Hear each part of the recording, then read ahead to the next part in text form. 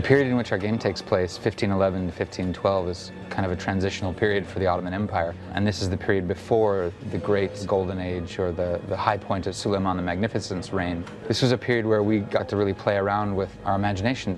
One of the interesting challenges with Revelations is that Ezio is very much a fish out of water in the Ottoman Empire. He wants to meet people who will help him achieve his own goals, which is to get into Altair's library. But apart from that, he wants to kind of stay out of the mix. So Ezio in Revelations is following the steps of Altair, is going back where Altair was raised. So there is a connection we can make between Altair and the last Ezio. He has to blend into the new setting. So during his journey, I think he tried to live the life of Altair. Ezio in Revelation is more like an old wolf, he's more focused, he's darker, he's wiser, he's more a killing machine like Altair was. In Revelations, Altair does return for a number of playable sequences, and we think that fans will be satisfied with the conclusion of his story. But this is definitely an Ezio game, and this is Ezio's story. So we are in Venice, California, recording Roger Craig Smith, our beloved Ezio. It is very good. Peter? Solid. Solid? Solid, All right. yeah. Without the diction guy, I'm nothing. Keep your... All right, that was good. Hey, there are changes happening to my body. It's very strange. One of the things we're most pleased with Revelations is the time and care we've put into the conclusion of our Assassin's stories.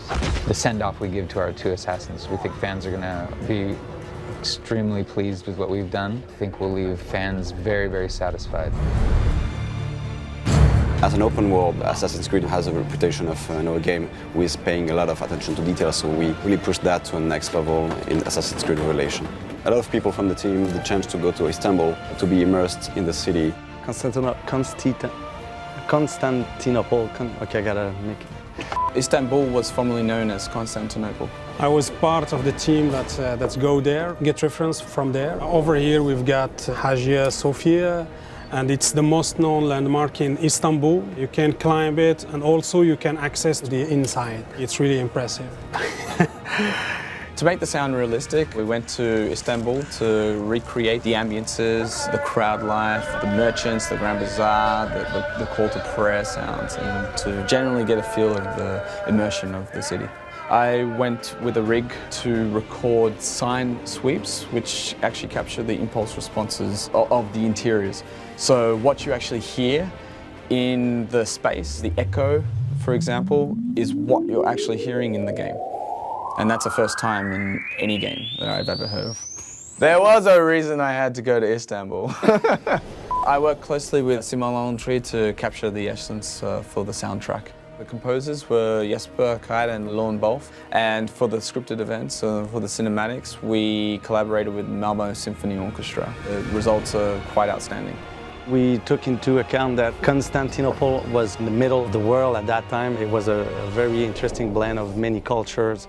So we tried to find a fine equilibrium between the Western world blended with the more Eastern world. It ended up using a lot of Greek elements in the music, some Persian elements as well. I personally think that we achieved like the best 5.1 mix I've ever heard for an orchestral interpretation, and can't wait for the fans to hear it. Oh, hi. I didn't see you there. The philosophy behind every new addition that we've added to Revelations is simple. It needed to consolidate or bridge between at least two of the main three gameplay pillars of Assassin's Creed: navigation, combat, and stealth, sort of a social stealth, if you will. The reason for this is that we wanted to really consolidate the core experience for the player. So the first thing we added was the hook blade. The hook blade obviously is first and foremost a navigational tool, but it also bridges between navigation and combat. Ask Falco to show you the counter steal. It's one of his favorite moves in the game. You'll do the counter, your hook goes out, and then he's like, ah, like that, he gets all... So here's my favorite move. Ah, hey, I just took your wallet. I'm a bit of a compulsive looter. You know, thank you very much, now I'm gonna kill you. Every single ingredient you collect in Revelations is usable for bomb crafting. You even have one really cool achievement called Mosh Pit. And it's a mosh pit.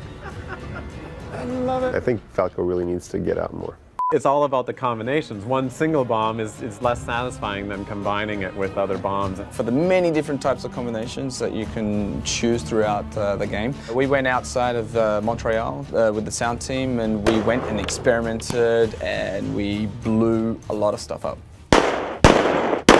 See, Mum, I could get paid to blow stuff up. Every time we actually integrate one of these systems into the game, we have the luxury of being able to send a build over to the third floor to our test department where, real fans of the franchise actually get to try out these different things and give us direct feedback. We have to make sure that they know that they're not allowed to tell any of their friends what they saw or what they did while they were here, to just hold on and wait till the game comes out, and then they can tell everybody how awesome they were for playing it way before everybody else. We're super excited for you guys to get a hold of it. We're done. We're done like 3 days ago. I hope you love the game just as much as I am. As such. I can't wait to see what you guys are doing with my post-launch tracking. Being the creative director, I'm obviously the last one to leave the building. Where I can see into your living rooms. No, seriously, just look around. With my technologies. Have fun and enjoy Assassin's Creed Revelations. We're back with multiplayer. With Brotherhood, we saw that people really enjoyed the customization, playing around with the characters and giving them different looks and different feels. We built on those features for Revelation. We added a lot of customization visually. We've also allowed you to switch weapons, so you'll be able to choose weapons for your characters, which will actually have impact in game. It'll change the animations that the characters play when they do their kills. When you progress in the game, you'll be able to gain Sturgill credits. With those credits, you'll be able to buy the things that you unlocked in the way you want to progress. Oh, such a tragedy.